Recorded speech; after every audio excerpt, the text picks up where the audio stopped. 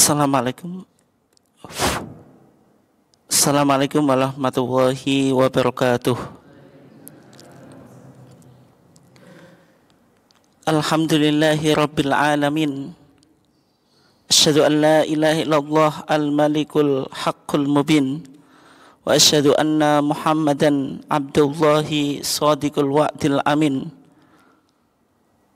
Assalatu wassalamu ala ashrafil anbiya nabiyina Muhammad wa ala alihi wa sahbihi wa tabi'in amma ba'd.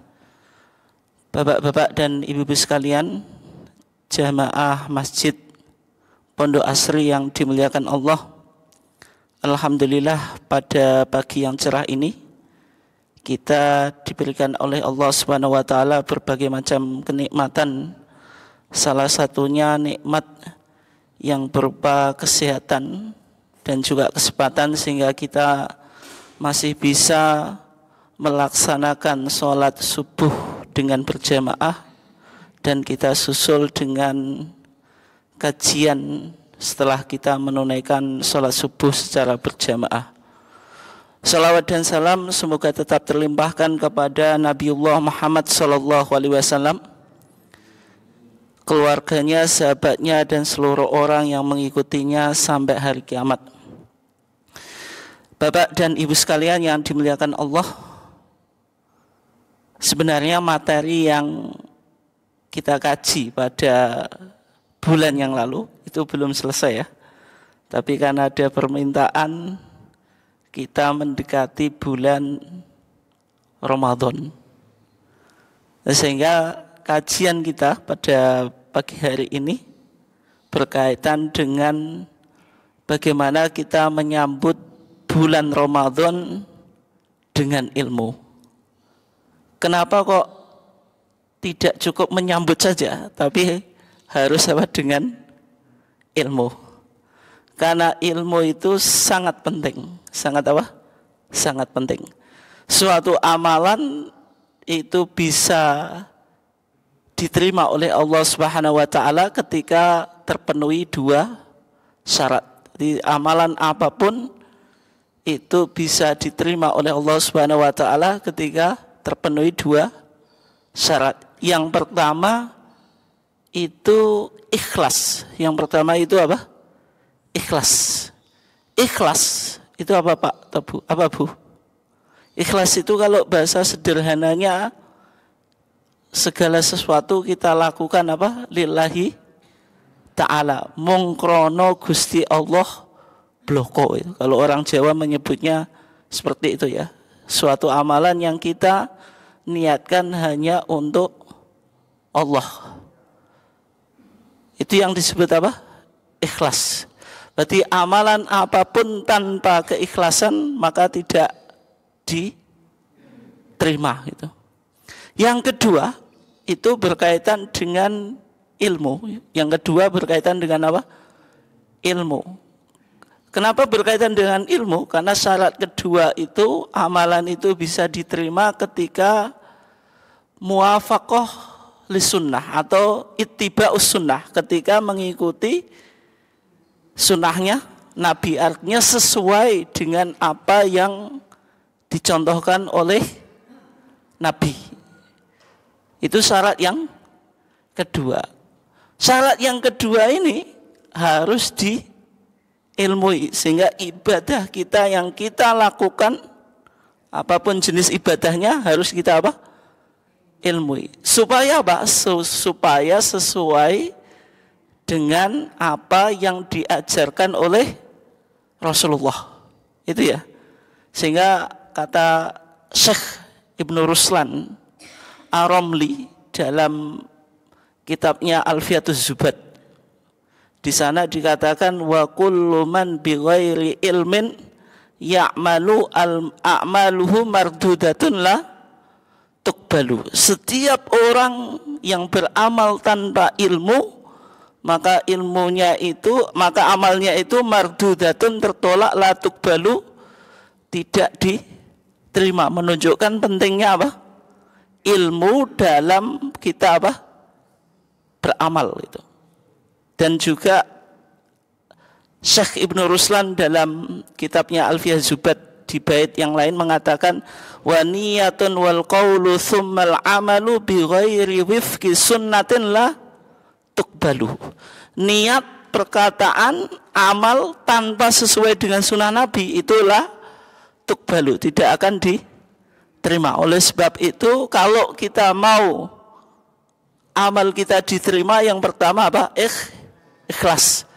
Kalau jenengan Bu sholat tapi bukan lillahi ta'ala, tetapi apa? Supaya dipuji oleh tetangganya, oh si A ini apa?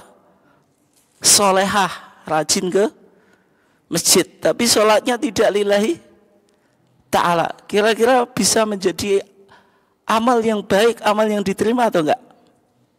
Tidak, karena ketika sholat tidak lillahi ta'ala. Allah Subhanahu wa taala berfirman, "Wa ma umiru illa liya'budullaha mukhlishina lahuddin." Wa ma umiru, dan manusia itu tidak diperintah illa liya'budullah, kecuali apa?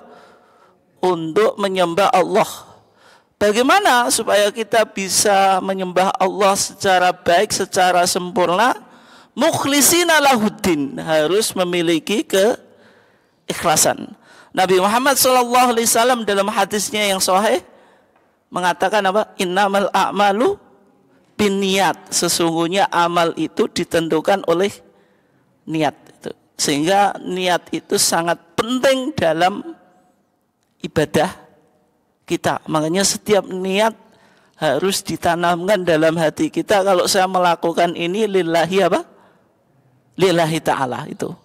Yang kedua, apa tadi? Sesuai dengan apa yang diajarkan oleh Nabi, atau muwafaqah, atau ittiba'us sunnah, mengikuti sunnahnya Nabi. Artinya kalau ibadah dilakukan tidak sesuai yang diajarkan oleh Nabi, meskipun ikhlas, diterima atau enggak? Diterima atau enggak, Pak atau Bu? Diterima, Bu? Tidak. Misalnya dengan sholat subuh tidak 2 rakaat. Oh, saya ini orang yang soleh atau solehah, Bu ya. Saya sholat subuh 2 rakaat mah kecil. Saya kuat berapa? 4 rakaat. 3 rakaat. Saya betul-betul lillahi ta'ala. Kalau melakukan sholat subuh 3 rakaat atau 4 rakaat, kira-kira diterima atau enggak, Bu? Kenapa tidak diterima, Bu? Wong ikhlas kok enggak diterima? Hah? Karena tidak sesuai dengan apa yang diajarkan oleh Rasulullah. Sehingga dalam ibadah kita itu harus terpenuhi 2 syarat tadi. Yang pertama, ketika kita melakukan ibadah harus ikhlas. Yang kedua apa? Sesuai dengan apa yang diajarkan oleh Nabi. Sehingga apapun amal ibadah yang kita lakukan, yang paling penting apa? Diilmui. Yang paling penting apa? Diilmui. Kalau tidak diilmui, bisa jadi apa yang kita lakukan, oh ternyata tidak sesuai dengan yang diajarkan oleh Rasulullah. Sehingga Al-Imam Al-Bukhari, Bu. Imam Bukhari siapa, Bu? Seorang penulis kitab hadis atau perawi hadis. Kitabnya yang terkenal yaitu kitab Sahih Al-Bukhari, yang dianggap oleh para ulama sebagai as-sahhul kitab ba'dal Quran, yaitu kitab yang paling otoritatif setelah Al-Quran. Itu membuat sebuah bab dalam karyanya tersebut, babun atau babul ilmi qoblal qaul wal amal, bab yang bercerita tentang ilmu sebelum kita berbicara dan beramal. Berarti kalau kita mau beramal, diilmui dulu. Kalau mau bicara, kalau mau ngomong, diilmui apa? Dulu. Meskipun banyak orang ngomong dulu baru berpikir. Berarti apa, Bu? Nyeplos dhisik ketimbang apa? Mikir. Lah ternyata omongan saya apa?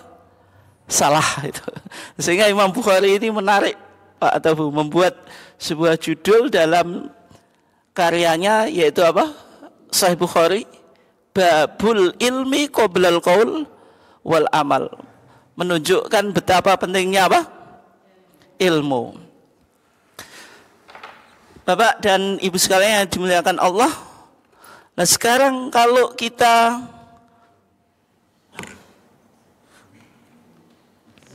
kita bicara tentang puasa, ayat yang sering disampaikan oleh mubalek, oleh ustadz, oleh dai, setiap ceramah di bulan Ramadan biasanya tidak lepas mengutip ayat ini, yaitu ayat 183 dari surah Al-Baqarah. Al-Baqarah itu surat nomor 2. Allah Subhanahu wa taala berfirman, ya ayyuhalladzina amanu kutiba alaikumus siyamu kama kutiba alal ladzina min qablikum la'allakum apa? Tattaqun. Ya ayyuhalladzina amanu. Siapa yang berfirman di sini? Allah Subhanahu wa taala. Karena ini ayat Al-Qur'an dan Al-Qur'an itu apa? Kalamullah. Ucapan Allah. Allah menyeru, siapa yang diseru? Ya ayyuhalladzina amanu, wahai orang-orang yang beriman. Berarti yang beriman mendapat seruan ini. Mendapat apa? Seruan ini. Kutiba alaikumus siyam. Kutiba diwajibkan alaikum atas kamu sekalian asyamu, puasa. Al-Quran itu biasanya kalau enggak perintah ya larangan, karena agama itu isinya 2 Bu. Kalau enggak if'al lakukan, la taf'al jangan engkau lakukan. Berarti dalam ayat ini kutiba alaikumus siyam itu bentuk apa? Bentuk perintah. Kita diperintahkan, diwajibkan oleh Allah untuk melakukan apa? Puasa. Ada kewajiban puasa, kalau perintah kita lakukan atau kita tinggalkan? Kita lakukan Bu, tidak kita tinggalkan ya. Perintah kok. Apalagi perintah itu ada 2, ada yang wajib, ada yang sunnah. Kalau yang wajib harus dilakukan. Kalau sunnah hanya sekedar rekomendasi, tapi sebaiknya dilakukan. Kalau larangan ada 2. Yang pertama apa? Haram. Haram itu harus ditinggalkan, nggak boleh ditawar. Yang kedua makruh. Makruh itu dislike, sesuatu yang tidak disukai. Lebih baik ditinggalkan. Misalnya apa? Sholat habis makan bawang mentah itu, makan sate itu, bau mulutnya nggak sedap, ikut sholat jamaah, nggak gosok gigi, nggak siwakan, kira-kira ganggu tetangganya sebelah atau enggak? Ganggu atau enggak Pak Tobu? Atau kalau orang Jakarta makan jengkol, jengkol itu menyebabkan bau yang enggak enak itu. Itu kalau dilakukan makruh. Makruh itu tidak disukai karena mengganggu apa? Kekhusyuan jamaah yang lain. Tapi tidak sampai dosa. Itu yang disebut apa? Makruh. Nah tadi kutiba alaikumusiyam ini perintah. Tapi puasa itu ibadah yang berat atau tidak Pak Tobu? Puasa itu berat atau enggak? Biasa saja Bu ya. Secara umum puasa itu berat atau enggak? Waktu puasa kapan? Hah? Waktu puasa dari terbitnya fajar sampai terbenamnya matahari itu. Puasa itu ibadah yang sifatnya imsakiyah. Imsakiyah itu menahan. Apa yang ditahan? Makan, minum, dan melakukan hubungan suami istri. Ini enggak mudah, berat. Sehingga karena beratnya itu biasanya bulan Ramadan warung-warung itu masih buka gitu. Tapi kelihatannya tutup gitu. Yang bagian atas tertutup, bagian bawah kelihatannya apa Pak Tobu? Kok bisa jauh sih?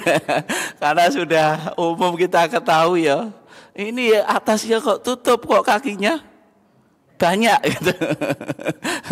Itu menunjukkan puasa itu berat gitu. Puasa itu ibadah yang berat. Karena puasa itu ibadah yang berat, Allah Subhanahu wa taala ngasih tasliyah, menghibur kita. Ternyata kewajiban ini tidak hanya diwajibkan kepada kita saja. Sehingga dalam ayat itu dikatakan apa? Kama kutibal ladzina apa? Min qablikum, sebagaimana telah diwajibkan oleh umat-umat sebelum kamu. Berarti kewajiban puasa itu tidak hanya dilakukan oleh umat Islam, umatnya Nabi Muhammad, tapi umat-umat sebelumnya Nabi Muhammad sudah mengenal tradisi atau ritual ibadah puasa.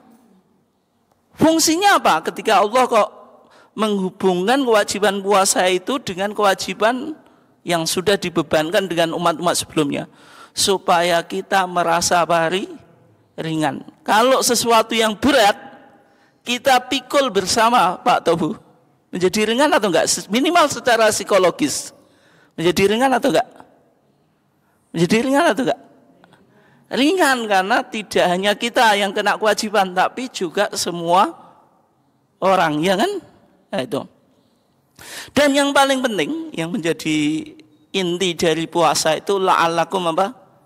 Tattaqun. Berarti puasa harus menjadikan kita orang yang memiliki kualitas keimanan yang bagus, sehingga ibadah yang ditekankan oleh Allah, bahwasanya ibadah ini harus melahirkan, merealisasikan tingkat spiritualitas yang cukup tinggi, yaitu apa?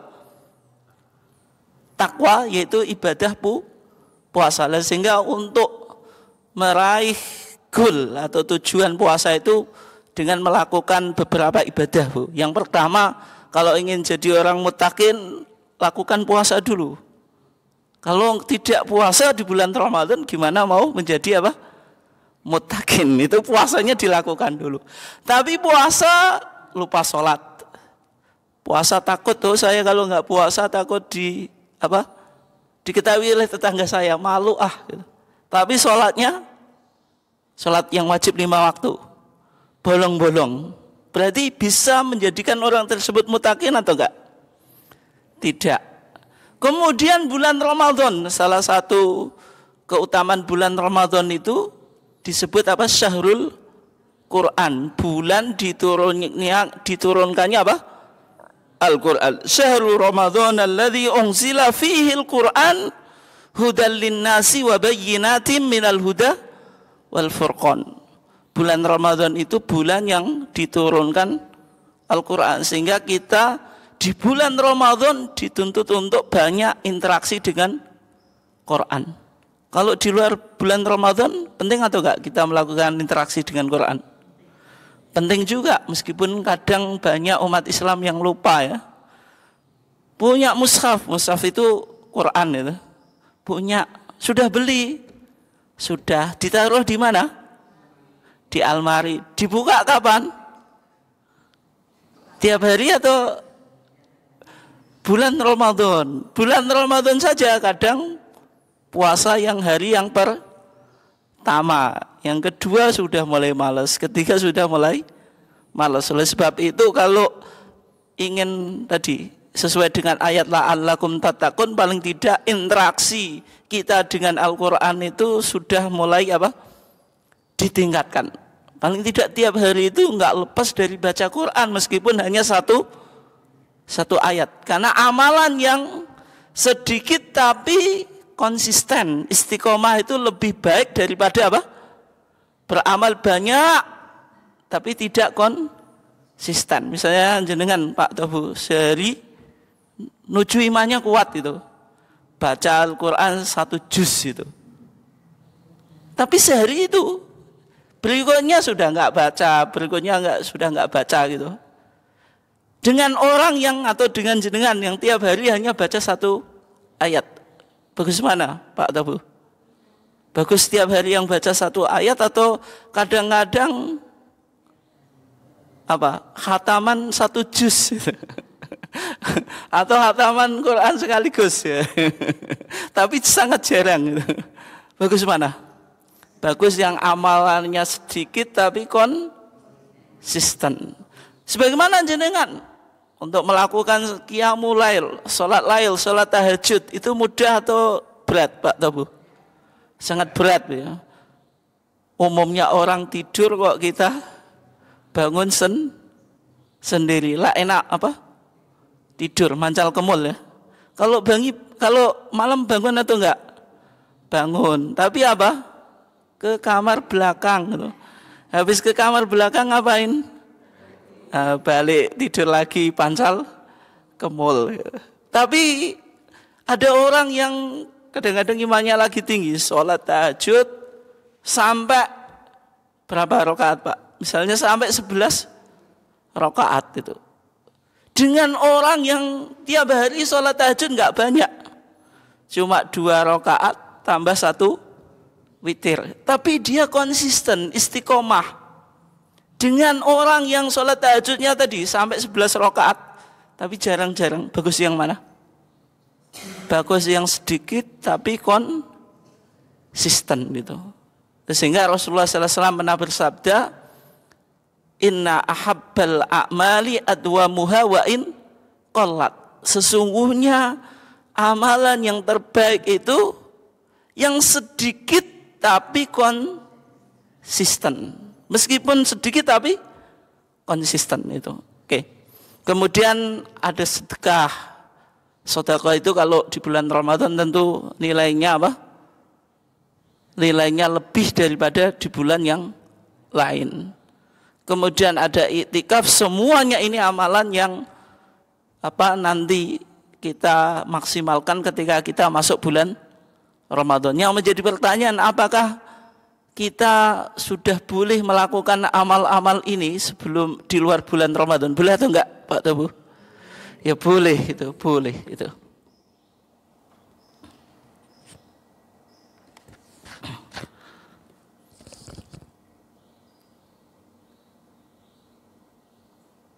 Bapak dan Ibu sekalian yang dimuliakan Allah, tadi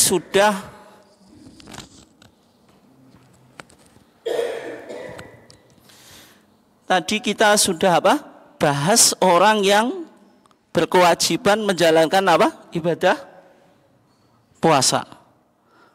Ya ayyuhalladzina amanu. Ini kok nggak bisa gerak.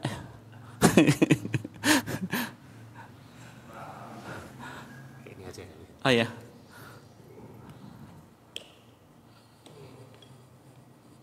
Oh ya, sebentar. Ya. Bapak dan Ibu sekalian dimuliakan Allah, tadi sudah kita bahas siapa orang yang diwajibkan berpuasa. Yang pertama, ya ayyuhalladzina amanu itu harus orang yang beriman, orang yang muslim atau muslimah. Berarti kalau orang kafir tidak kewajiban puasa.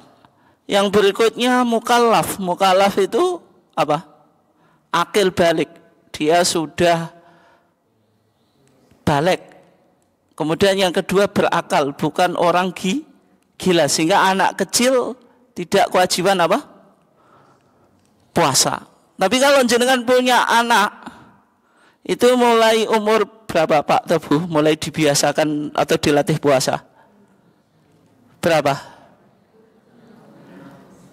5 tahun Bu.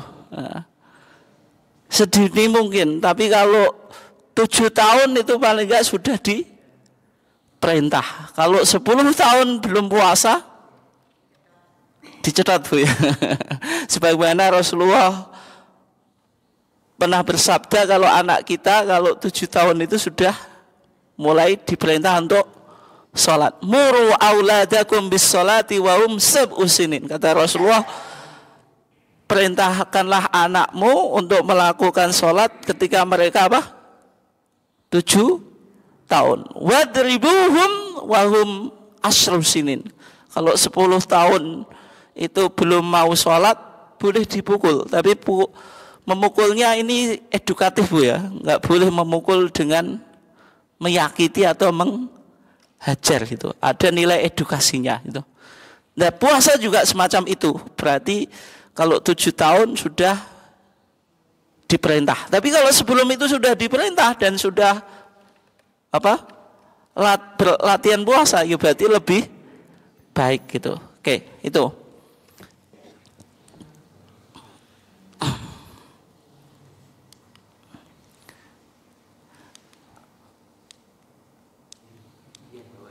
Yang bawah. Kak mau Kak balik ke atas gimana? Ini untuk yang atas. Iya.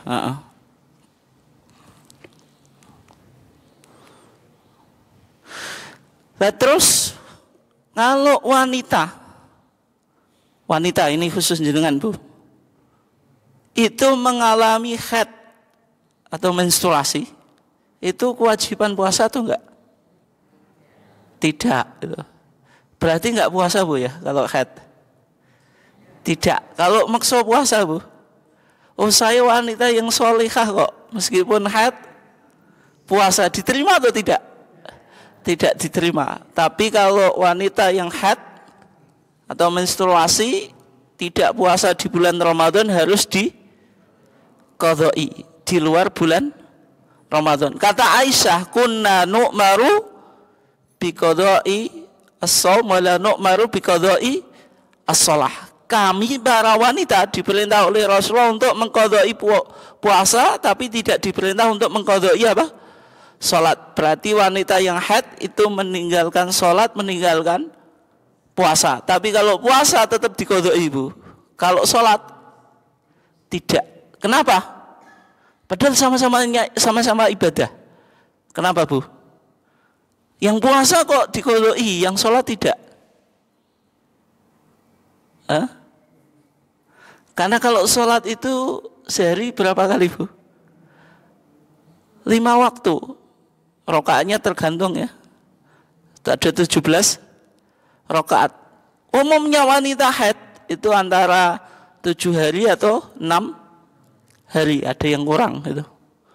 Ada yang sesuai dengan kebiasaan haidnya. Kalau diqadha'i sholatnya, payah atau enggak Bu? Payah atau enggak? Payah, sehingga apa? Agama itu mudah. Sehingga sholat tidak diqadha'i, tapi puasa apa? Diqadha'i. Bagi wanita haid. Kalau puasa itu bisa dihitung, oke ya. Hitung. Kemudian berikutnya, orang-orang yang diberi dispensasi kok melekui ya, atau keringanan atau rukhsah atau takhfif untuk tidak berpuasa tapi menggantinya dengan puasa di luar bulan Ramadan. Yang pertama, orang yang sakit. Sakitnya sakit biasa, tapi ini sakit biasa itu maksudnya sakit yang bisa diharapkan kesembuhannya. Kalau misalnya ada orang yang sakitnya tidak diharapkan kesembuhannya, misalnya penyakit diabetes yang stadium berapa, itu tidak diharapkan kesembuhannya. Misalnya kalau puasa langsung ndredeg Bu, ndrodok gitu ya.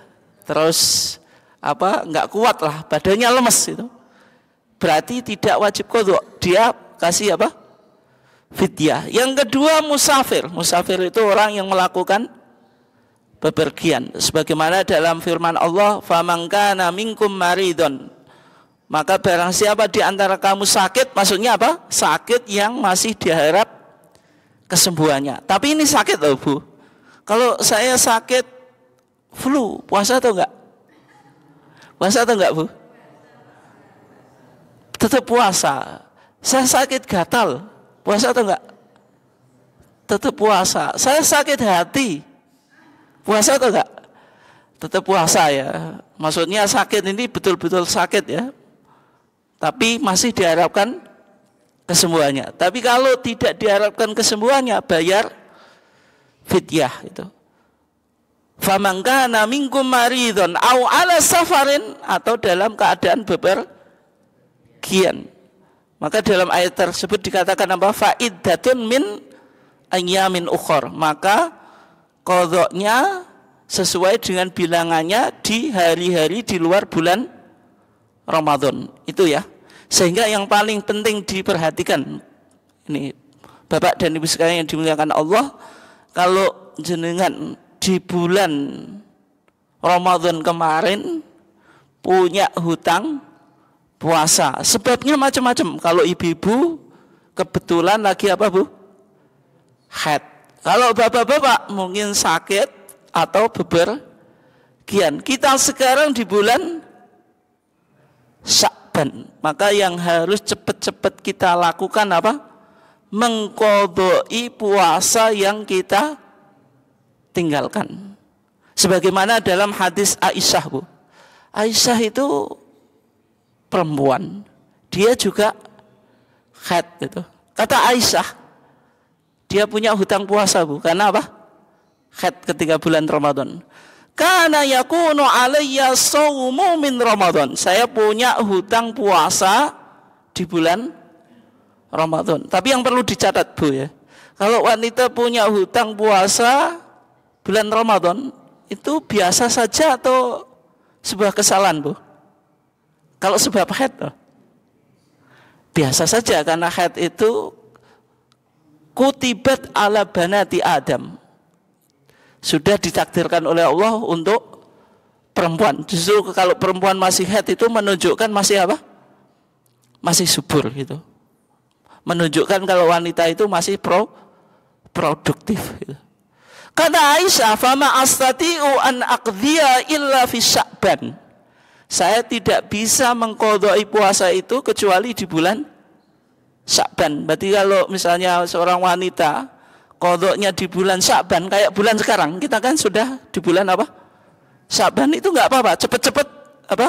Qadha'i puasa.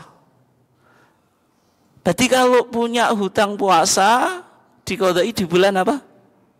Sya'ban. Yang menjadi pertanyaan ya, Aisyah itu qadha'nya kayak jenengan Bu, milih bulan Sya'ban. Padahal bulan Sya'ban itu apa? 1 bulan sebelum bulan Ramadan yang akan datang. Itu. Yang menjadi pertanyaan, Aisyah melakukan puasa sunnah atau enggak? Maksudnya bisa dipahami atau enggak? Kan misalnya ini Ramadan, dia punya hutang. Hutang puasanya itu enggak diqadha'i kecuali bulan Sya'ban yang akan datang. Untuk sampai bulan Sya'ban yang akan datang kan ada beberapa bulan, di antaranya pasti melewati momen puasa sunnah. Minimal setelah Ramadan ada puasa Syawal. Orang Jawa menyebutnya Syawalan, 6 hari bulan Syawal. Kira-kira Aisyah melakukan puasa sunnah atau enggak? Melakukan atau enggak? Nah, sekarang kalau ada puasa wajib dengan puasa qadha, itu wajib atau sunnah? Wajib. Kalau Syawal sunnah. Wajib sama sunnah didahulukan mana Bu? Berarti qadha'i dulu atau puasa Syawalan dulu? Yang dilakukan Aisyah? Nah, kelihatannya Aisyah kan baru qadha'i di bulan Sya'ban. Tapi tidak mungkin kita pahami kalau Aisyah itu tidak pernah puasa sunnah. Enggak mungkin ya. Aisyah itu wanita yang solehah, itu enggak mungkin Bu ya. Berarti kita bisa pahami kalau seseorang mau puasa sunnah, dia punya hutang puasa Ramadan, boleh, selama dia komitmen untuk mengqadha. Tapi kalau dia melakukan puasa sunnah, lupa qadha'i atau sengaja meninggalkan qadha, ya malah dosa. Berarti apa? Mementingkan yang sunnah daripada yang wajib. Tapi yang paling ideal, meskipun ini enggak mudah Bu, berarti qadha'i dulu baru puasa Syawal. Tapi itu berat gitu. Berat atau enggak Bu? Berat. Tapi kalau jenengan mau Syawalan dulu, qadha'inya belakangan, tapi harus punya niat qadha'i loh. Itu boleh atau enggak? Boleh, sebagaimana yang dilakukan Aisyah. Aisyah itu qadha puasanya di bulan Sya'ban. Ya kayak bulan-bulan ini ya.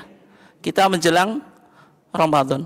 Kemudian kalau qadha itu apakah harus berurutan atau boleh pisah-pisah?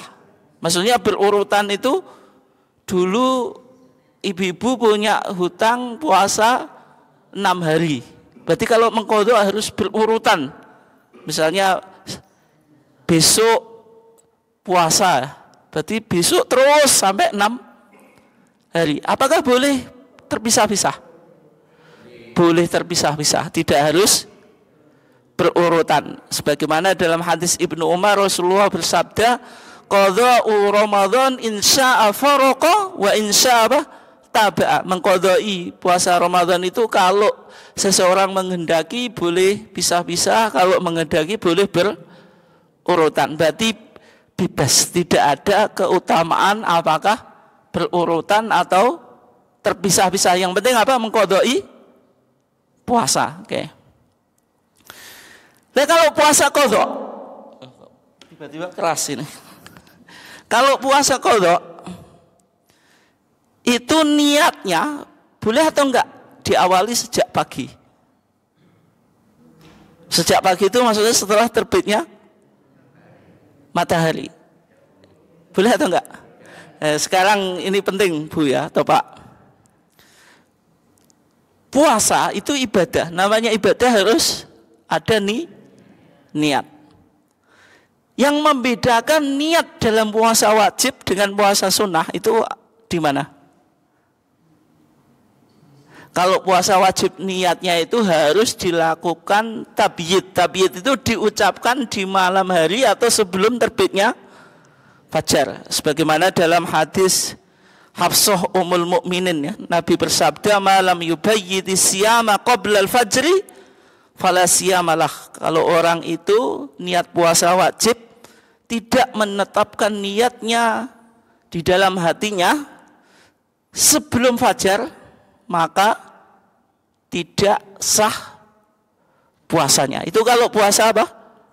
Wajib. Tapi kalau puasa sunnah, di hadis Aisyah Bu, Rasulullah itu kadang-kadang suatu hari itu masuk dapurnya Aisyah itu. Rasulullah tanya, "Hal indakum syai'?" Wahai Aisyah, apakah engkau punya sesuatu yang dimakan? Qulna la. Aisyah menjawab, "Ya Rasulullah, kita enggak punya sesuatu yang dimakan." Kata Rasulullah, "Fa inni idzan shaimun." Kalau gitu saya puasa. Berarti Rasulullah niat puasanya kapan? Sudah terbit fajar, waktunya apa? Sarapan. Berarti kalau bapak-bapaknya Bu, pagi-pagi masuk dapurnya jenengan, "Bu, ada yang dimasak." Jenengan jawabnya apa Bu? Belum. Bapaknya ngambil piring atau enggak? Ngambil piring, tapi diapain Bu? Dibanting. Tapi kalau Rasulullah masuk dapur nggak ada yang dimasak, puasa. Bisa atau enggak Pak? Niru Rasulullah. Sabarnya kok bukan main orang ini. Ada makanan dimakan, kalau enggak ya puasa. Itu enggak mudah Pak ya. Tsumma atana yauman akhar. Kata Aisyah, kemudian Rasulullah di hari yang lain itu puasa Bu. Puasa ya. Faqulna uhdiyalana haisun. Tapi Aisyah bilang kepada Rasulullah, "Ya Rasulullah, kita dikasih hais. Hais itu roti ya. Ini makanan pokok orang Arab. Orang Arab itu makanan pokoknya roti Bu ya. Enggak nasi itu. Kalau weweh tahu ya? Bisa Jawa wewehan ya. Itu pakai apa?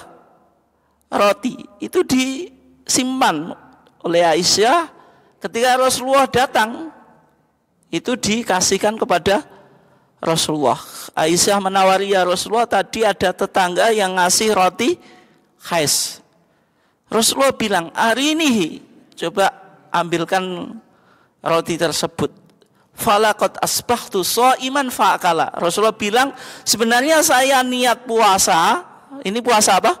Sunnah, kemudian saya makan. Berarti kalau bedanya. Kalau puasa wajib niatnya harus apa? Sebelum fajar. Kalau puasa sunnah boleh setelah fajar. Misalnya pagi-pagi selama jenengan belum makan minum. Kalau sudah sarapan minum kopi, ya nggak boleh niat puasa, sudah batal. Gitu. Berarti kalau puasa sunnah boleh setelah fajar. Kalau puasa qadha berarti apa? Harus kita tetapkan niatnya sebelum fajar. Kenapa? Karena qadha itu sama dengan puasa wajib. Kalau qadha boleh dibatalkan atau enggak, Bu? Kalau puasa sunnah dibatalkan boleh atau enggak? Boleh. Misalnya jenengan puasa sunnah kok diundang tetangga gitu. Ada hajatan. Kalau jenengan membatalkan puasanya boleh atau enggak? Boleh. Atau ada yang komentar, ibadah kok dikalahno apa? Dikalahno apa, Pak? Undangan. Betul atau enggak itu? Ya boleh, kalau jenengan batalkan ya enggak apa-apa gitu. Sebagaimana yang dilakukan oleh Rasulullah di sini kan dapat roti khas, beliau puasa tapi ia batalkan. Tidak bisa dikatakan Rasulullah mementingkan makan daripada puasa, tidak. Karena orang puasa sunnah itu fleksibel. Puasa sunnah itu boleh sewaktu-waktu dibatalkan. Tapi kalau puasa wajib tidak boleh. Termasuk puasa apa? Qadha. Oke.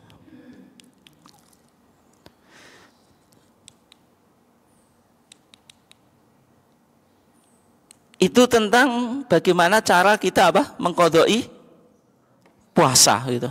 Oke. Berikutnya. Waktunya masih, Pak ya? Sampai jam? Jam 7 ya? Sampai jam berapa, Pak?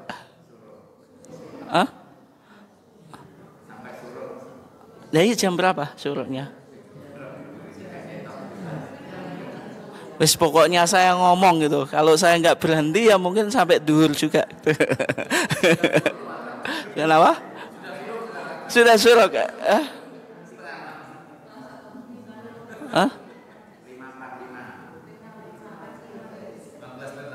15 menit lagi. Oke, ya. Tadi berkaitan dengan apa? Qadha puasa. Ini penting, Pak Tobu. Berarti kesimpulannya jenengan yang masih punya hutang puasa cepat-cepat apa? Diqadha'i. Mumpung kita di bulan Sya'ban itu. Mumpung kita di bulan Sya'ban.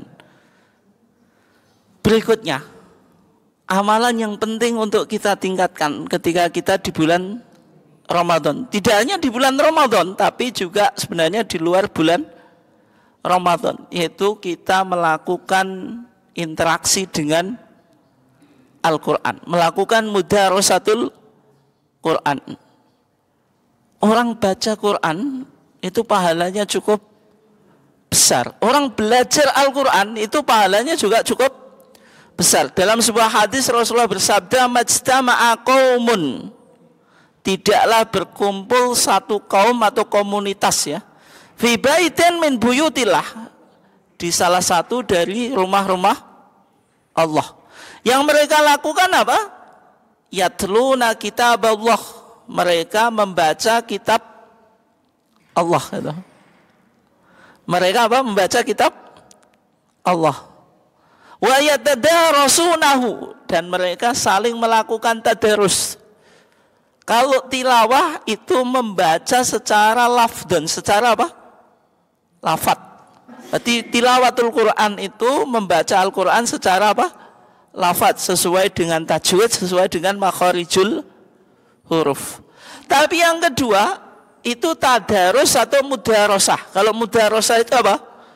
Kita berusaha memahami maknanya, memahami artinya, menafsirkan, dan berusaha untuk mengamalkan dalam kehidupan kita. Bisa dipahami atau enggak, Pak Tubuh? Bedanya kalau tilawah itu hanya sekedar apa? Membaca Al-Quran baik secara tajwid maupun makharijul huruf itu. memperbaiki bacaan Quran. Membaca Al-Quran sebaik-baiknya itu disebut apa? Tilawah. Yang kedua, mudarosah. Kalau mudarosah itu bukan sekedar membaca, tapi memahami maknanya, memahami tafsirnya, dan berusaha untuk apa? Mengamalkan. Itu bedanya ya. Sebenarnya darusan, kalau di masyarakat darusan itu hanya dipahami apa? Membaca Al-Quran. Tapi sebenarnya darusan itu maknanya lebih dari itu. Bukan sekedar membaca, tapi berusaha untuk apa? Memahami, sehingga Al-Quran itu menjadi petunjuk hidup kita, way of life itu ya. Di dalam hadis ini ya, kalau ada suatu kaum yang berkumpul di satu rumah daripada rumah-rumah Allah, yang mereka lakukan apa? Membaca Al-Quran. Yang kedua, melakukan mudarosah tadi, berusaha untuk memahami apa yang ia baca. Kata Rasulullah, ini penting Pak Tobu, illa nazalat alaihimus sakinah, kecuali akan turun kepada mereka apa? Ketenangan. Kalau kita baca Quran, itu merasakan ketenangan atau enggak Pak Tobu? Nah, itu tergantung niat kita Bu. Kalau kita baca Quran, belajar ilmu enggak ikhlas, itu pasti enggak ada ketenangan. Kita merasakan ketenangan itu karena apa? Keikhlasan dan kesenangan. Sehingga ibadah itu harus dinikmati. Jangan pagi-pagi sholat subuh ini, kok bisa menyempatkan? Itu karena apa? Kecintaan. Kalau enggak kecintaan ya lebih enak di rumah, pancal kemul, tidur sampai jam 6 kan enak itu. Daripada pagi-pagi apa? Menyempatkan ke masjid. Jenengan ikut ngaji ini, kalau enggak didasari kesenangan, ada kenikmatan atau enggak? Tidak ada. Lebih baik habis subuh apa? Jalan-jalan, refreshing gitu. Healing gitu. Healing tempatnya dekat ya, jalan-jalan daripada dengerin apa? Ceramah. Termasuk baca Quran, orang yang bisa dalam hadis illa nazalat alaihimus sakinah, yang mendapatkan ketenangan, kenikmatan itu kalau membaca Al-Qur'annya didasari apa? Kesenangan. Wa ghasyiyatuhumur rahmah, diliputi oleh rahmat. Wa khaffathumul malaika, dikelilingi oleh para malaikat. Berarti orang yang baca Quran pasti ada malaikat yang mengelilinginya. Termasuk majelis ilmu ini juga ada malaikat yang mengelilinginya. Meskipun kadang-kadang kita berpikir kan rasional Pak, masuk bener ini malaikat. Padahal kita berpikir itu harus tiga. Harus bayani sesuai dengan Quran dan Sunnah, burhani sesuai dengan rasional, irfani sesuai dengan spiritualitas atau kepekaan hati, merasakan tingkatan spiritualitas. Nah, orang untuk bisa merasakan tadi kenikmatan berinteraksi dengan Quran ketika didasari pada apa tadi? Keikhlasan dan apa? Dan apa? Dan merasa mencintai. Ketika kita bicara tentang interaksi dengan Al-Quran, terutama di bulan apa? Ramadan. Rasulullah itu kalau di bulan Ramadan itu melakukan tadarus dengan malaikat Jibril. Dengan siapa? Malaikat Jibril. Dalam hadis Ibnu Abbas, wa kana yalqahu fi kulli lailatin min Ramadan. Di setiap malam daripada bulan Ramadan, malaikat Jibril itu bertemu dengan Rasulullah. Yang dilakukan apa? Fayudarisuhul Quran. Maka malaikat Jibril ini mengajarkan Al-Quran kepada Rasulullah, sehingga cara belajar Quran itu talaki. Talaki itu apa? Maksudnya seorang guru, syekh membacakan, kemudian apa? Diikuti oleh seorang murid, atau murid membacakan di depan syekh. Itu sebagaimana yang dilakukan oleh Rasulullah dengan malaikat Jibril. Dan bulan Ramadan itu momentum bagaimana kita memperbanyak interaksi kita dengan Al-Quran. Dan supaya kita bisa maksimal, Bu, toh Pak. Paling tidak bulan Sya'ban ini yang dulu-dulu belum pernah pegang Quran, yang mulai dibuka itu. Tapi bukan dibuka saja, Bu, ya, dibaca juga gitu. Supaya Supaya menimbulkan kecintaan kita terhadap Al-Quran itu. Obat hati Al-Quran. Orang cari Bu? Nasihat ya di Al-Quran. Ketika kita lagi sedih, la tahzan innallaha ma'ana. Orang Islam itu enggak boleh sedih, sesungguhnya Allah bersama kita. Sehingga Allah akan ngasih solusi terhadap problem yang kita hadapi. Semuanya ada dalam Al-Quran. Sehingga berinteraksi dengan Al-Quran ini penting untuk kita mulai di bulan Sya'ban, sehingga kita nanti di Ramadan itu bisa betul-betul maksimal. Yang terakhir ini sebelum saya tutup, kadang-kadang orang belajar Al-Quran itu ada yang pandai. Kalau yang pandai nggak ada masalah ya. Kalau yang pandai baca Quran tentu menikmati membaca Quran. Tapi ada sebagian kita itu yang baru belajar Al-Quran. Kalau orang baru belajar Quran, bacanya terbatah-batah, makharijul hurufnya nggak fasih, itu kira-kira dapat pahala atau enggak, Bu? Dapat. Atau mutung saja, daripada saya nggak bisa, udah saya nggak darusan di bulan Ramadan gitu. Maksudnya daripada saya nggak bisa baca Quran secara baik. Dalam hadis Aisyah, ini penting ya, Rasulullah pernah bersabda, al-mahiru bil Quran ma'asafaratil kiramil baroroh. Orang yang cerdas dalam membaca Quran, bacaannya baik, mudah dalam membaca, itu nanti bersama malaikat. Walladzi yaqra'ul Qur'an, dan orang yang membaca Quran wa yata'ta'u fih, dia kesulitan, wa huwa alaihi syaqun lahu, bacanya berat itu, makharijul hurufnya enggak fasih itu, enggak bisa membedakan antara shad dengan sin itu, sama semuanya gitu. Bilang ain enggak bisa, alhamdulillahirabbil ngalamin itu. Ngalamin ya, orang Jawa dulu kan. Itu ya tak dia enggak fasih. Dapat pahala atau enggak semacam itu? Dapat. Lahu ajron, orang yang semacam itu tetap dapat 2 pahala. Nah, sehingga kalau di antara kita mungkin baca Qur'annya belum mahir, itu enggak boleh pesimis, putus asa. Oh, yang dapat pahala itu hanya ustadz kiai yang fasih dalam membaca Quran. Saya baca Quran saja gelepotan ya. Berat sekali, satu ayat saja 1 jam itu. Ya. Apakah yang semacam itu sudah, kalau gitu saya nggak perlu baca Quran? Tidak, tetap harus baca Quran. Orang yang semacam itu kata Rasulullah lahu ajron, dia tetap dapat 2 pahala. Pahala baca Quran dan pahala melakukan belajar atau ibadah. Oke, mungkin sekian kajian saya. Silahkan kalau ada yang ditanyakan Pak atau Bu. Monggo Pak atau Bu. Waalaikumsalam warahmatullahi wabarakatuh.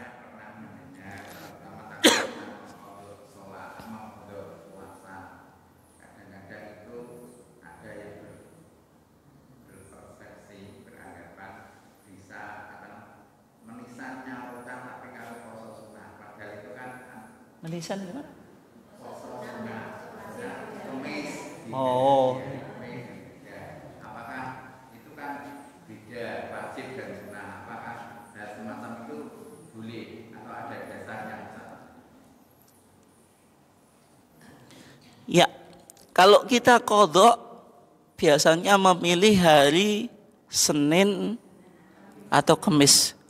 Kenapa Senin atau Kamis? Memang ada anjuran khusus dari Rasulullah supaya kita puasa Senin dan Kemis. Ketika Rasulullah ditanya, su'ila an saumi yaumil itsnain. Rasulullah pernah ditanya tentang puasa hari Senin. Jawabannya Rasulullah apa? Dzalika yaumun wulidtu fi.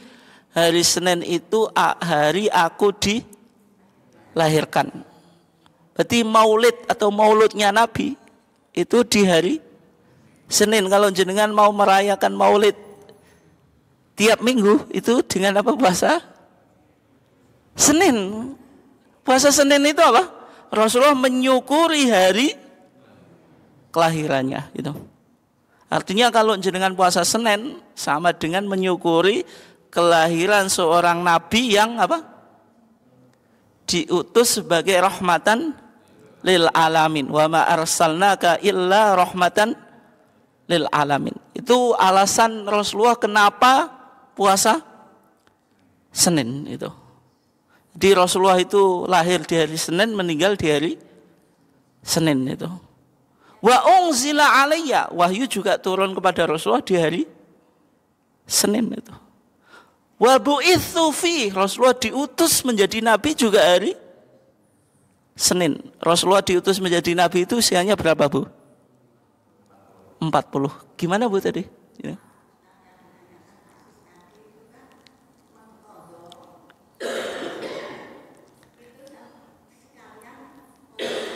Nah, maksudnya saya belum ke situ, Bu. Saya baru menjelaskan dulu. Nanti ke situ juga, Bu. Itu maksudnya puasa Senin ya. Kemudian puasa Kemis. Kenapa kok kita dianjurkan puasa sunnah Kemis? Karena amal itu tu'radu yaumal khamis. Diangkat, distorkan ke langit di hari Kemis. Dan Rasulullah bilang, wa ana uhibbu ayyuradu amali wa ana shaimun. Rasulullah bilang, saya suka kalau amalan saya itu diangkat ke langit sedang saya dalam keadaan puasa. Berarti kalau kita puasa Senin sama dengan apa? Menyukuri kelahirannya Nabi. Nabi diutus sebagai Nabi dan Nabi diberikan wahyu. Kalau kita puasa hari Kemis, karena hari Kemis itu amal itu diangkat ke langit. Kalau amal kita dicatat di langit, kita melakukan perbuatan baik puasa, semakin bagus atau enggak? Semakin bagus. Nah sekarang, Bu, baru jawab ke situ, Bu. Kan ini baru mukadimahnya, Bu. Kalau mengqadha, cari hari Senin dan Kamis. Boleh atau enggak? Jawabannya boleh. Tapi niatnya bagaimana? Niatnya cukup puasa qadha. Enggak boleh jenengan puasa, oh saya puasa saya niat 2 puasa gitu. Enggak cukup satu. Itu tadakhul. Berarti jenengan tadakhul itu saling kok bertentangan, Bu. Saling masuk, Bu. Saling masuk, Pak gitu. Misalnya jenengan masuk masjid. Masuk masjid kan ada tahiyatul masjid. Sebelum subuh ada qobliyah subuh. Tapi kalau jenengan melakukan dua-duanya waktunya enggak cukup gitu. Qobliyah tahiyat terus qobliyah. Kalau satu sholat boleh atau enggak? Boleh, tapi niatnya satu, yaitu qobliyah itu. Secara otomatis dapat tahiyatul masjid, itu namanya tadakhul. Kenapa? Karena tahiyatul masjid itu hadisnya lebih umum. Kata Rasulullah, idza dakhala ahadukumul masjida fala yajlis hatta yusalliya rakaatain. Kalau seseorang di antara kamu masuk masjid enggak boleh duduk dulu sampai salat 2 rakaat. Salat ini apa saja? Salat ini apa? Ya bisa tahiyatul masjid secara khusus ataupun salat yang lain. Meskipun niatnya tadi qobliyah fajar misalnya atau qobliyah subuh gitu. Nah, demikian juga puasa qadha. Berarti jenengan puasa qadha di hari Senin atau Kamis, apakah dapat fadilah keutamaan hari Senin dan Kamis? Iya. Tapi apakah ada anjuran khusus kalau qadha itu sunnahnya di hari Senin dan Kamis? Tidak, bisa dipahami ya? Kalau anjuran khusus tidak ada. Tapi kalau jenengan memilih hari Senin dan Kamis, dapat juga pahala keutamaan puasa di hari Senin dan Kamis. Tapi niatnya satu, yaitu mengqadha gitu. Kalau saya niatnya puasa Senin atau Kamis, qadha saya tercukupi atau enggak? Jawabannya apa, Bu? Tidak. Tidak. Berarti puasanya niatnya cukup puasa qadha. Kalau double boleh atau enggak? Enggak. Oke.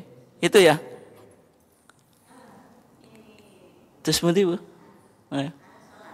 Nggih, monggo.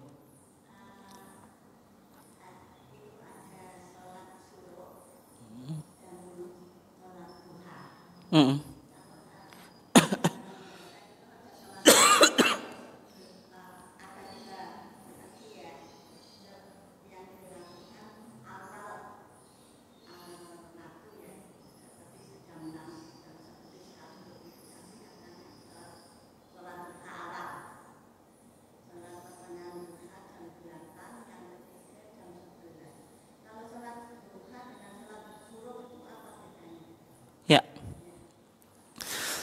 Ada sholat syuruk dengan sholat duha. Itu ada dua pandangan, Bu. Yang pertama menganggap sholat itu beda. Sholat itu apa?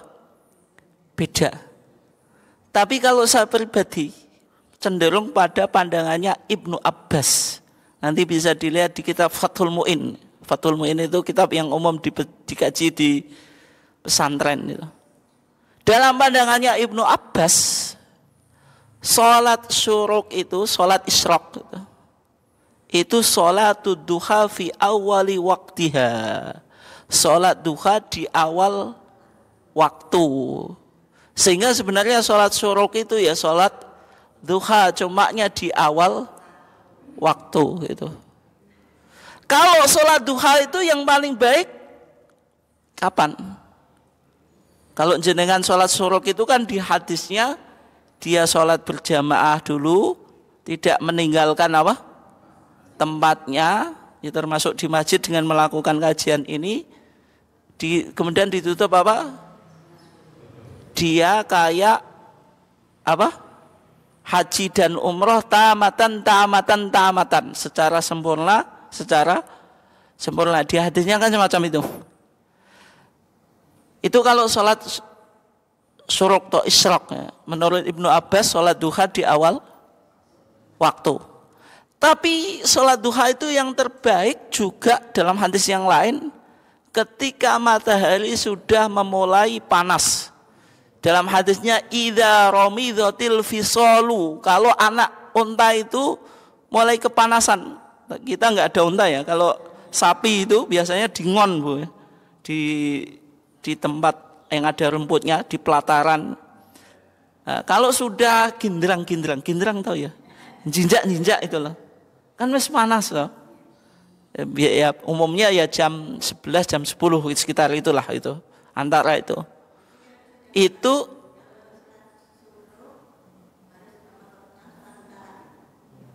tidak harus. Ya itu yang dibilang oleh Rasulullah sebaik-baik sholat apa? Duha itu disebut sholatul awabin. Jadi sholat duha pada saat matahari panas-panasnya disebut sholat awabin. Awabin itu apa? Orang yang roji'ina ilallah, yang kembali pada Allah.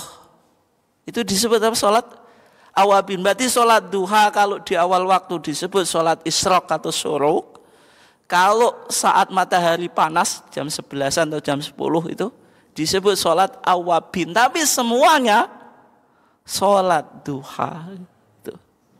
Tapi kalau sholat syuruk apakah harus sholat duha? Tidak. Maksudnya sholat awabin ya tidak. Terserah apa. Misalnya jenengan sholat syuruk saja bisa, sholat awabin saja bisa. Dua-duanya bisa gitu. Ya. Ya enggak apa-apa gitu. Itu ya. Saya kira cukup nggih, pun mau jam 6. Kurang lebihnya mohon maaf. Wassallallahu ala nabiyina Muhammad wa ala alihi wasallam. Wassalamualaikum warahmatullahi wabarakatuh.